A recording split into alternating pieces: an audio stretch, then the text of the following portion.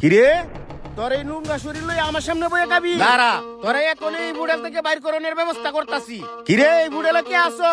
এইদিকে আসো। জি স্যার, কোনো সমস্যা? সমস্যা মানে? এই সব টুকাই মুকাই তোমার হোটেলে কেমনে ঢুকে? আহারে, মেয়েটা গরিব দেখা এই লোকটা মেয়েটার সাথে এত খারাপ ব্যবহার করতেছে। স্যার আপনি রাগ করেন না, আমি বিষয়টা দেখতেছি। ওই পিচ্ছি, তুই এদিকে আয়, এই যা নেবো। কত বড় মাছের মাথা, আমি যদি পাইতাম কত মজা কইরা খাইতাম। মেয়েটা মাছের মাথার দিকে যেভাবে তাকায় আছে, মনে হচ্ছে মেয়েটার মাছের মাথা খাইতে খুব ইচ্ছা করতেছে। আল্লাহ কেন জাঙ্গরে এত গরিব বানাইলো? চোখের সামনে কত কিছু দেখি, চাইলেও খাইতে পারি না। মেয়েটাকে দেখে মনে হচ্ছে মেয়েটা অনেক গরিব। না, মেয়েটাকে মাছের মাথাটা দিয়ে দেই। এই মামুনি, কি হলো মামুনি? জি আঙ্কেল, কিছু বলবেন? মামুনি, তুমি এই মাছের মাথাটার দিকে এইভাবে তাকায় আছো কেন? তোমার কি খুব মাছের মাথা খাইতে ইচ্ছা করতেছে?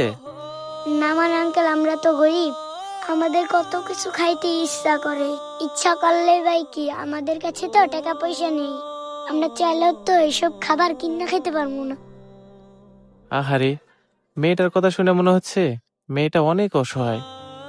আচ্ছা মামুনি, তুমি এখানে বসো। আরে না না আঙ্কেল, আমার শরীর থেকে দুর্গন্ধ বের হইতাছে।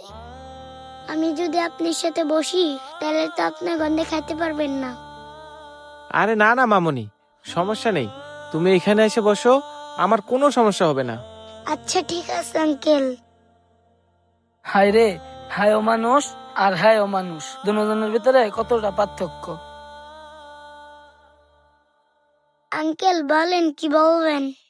আচ্ছা মামুনি, আমি যদি তোমাকে এই মাছের মাথাটা দেই, তুমি কি খাইবা? আঙ্কেল, আমি যদি এই খাবারটা খাই তাহলে আপনি কি খাইবেন?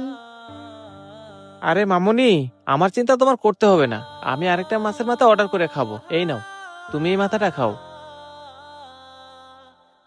আচ্ছা ঠিক আছে আঙ্কেল। কত বড় মাছের মাথা, আজকে আমি এই মাছের মাথা দিয়ে পেট ভরে ভাত খাবো। কতদিন যে বড় মাছের মাথা দিয়ে ভাত খাই নাই, আজকে পেট ভরে খাবো। আচ্ছা মামুনি, এই শীতের ভিতর তুমি একটা পাতলা জামা পরে ঘুরতেছো, তোমার কি ঠান্ডা লাগে না? হুম আঙ্কেল, আমাদের ঠান্ডা লাগে না, আমাদের ক্ষুধা লাগে। কি বলো মামুনি?